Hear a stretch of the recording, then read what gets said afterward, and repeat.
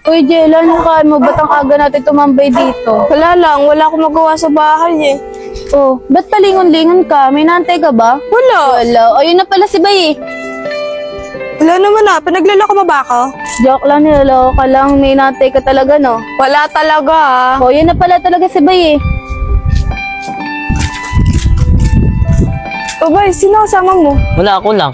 May naantay siya. Ang kulit mo talaga, Shin. Sabing wala nga eh. Oh, asa sila? Wala pa nga eh. Oh, Ate Rose. O, Timmy, bakit? Ano si tita? Bakit, Timmy?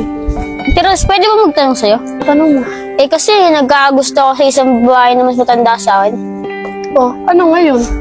Tingin mo, Ate Rose, magugustuhan kaya ako nun?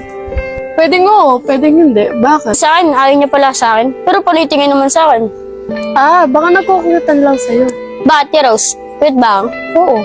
Sis, tingnan mo si Jella para may nantay talaga. Oh, sis.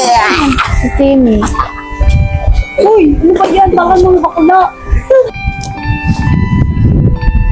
Uwi na nga lang ako. Ah, Dayan, uwi na ako ah. Chinat na kasi ako ng mama eh. Sinat ni Mama. Wala lang si Timmy. Matik, wala yung crush niya eh. Uy, ang harap niya naman. Oo ah. Bawa mo nga ni Bay. Ate Rose, ano ba pwedeng gawin ko para magustuhan din ako ng crush ko? Hindi ko rin alam eh. Hindi ko pa nararanasan yun. Alam mo, Timmy, mas magandang gawin mo. Kung paano mo yung crush mo, tapos paramdam mo talaga na gustong-gusto mo siya. Tapos, Ayun, makikita mo yung resulta kung gusto mo ba talaga ng babae. Hindi yung panay tanong ka sa akin.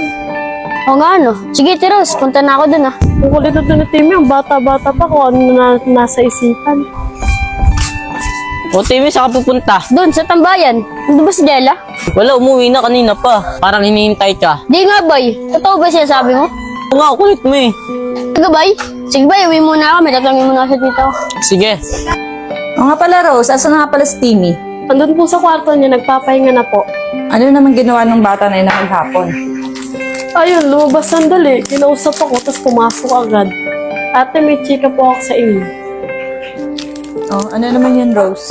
Alam niyo po ba si Timmy, ang bata-bata pa po, minalaman ng crush-crush? Ha? Opo, ate, ang masaklap pa doon. Tapos matanda pa sa kanya nagugustuhan niya. Naalala ko tuloy yung mga anak ko. Bakit po, te? Ganun din kasi yung anak kong si Digma. Nagkakagusto rin sa mas matanda pa sa kanya. Ah, pareho lang pala sila ni Timmy tulad ng anak mo. Sige natin, mag-awalis na ako.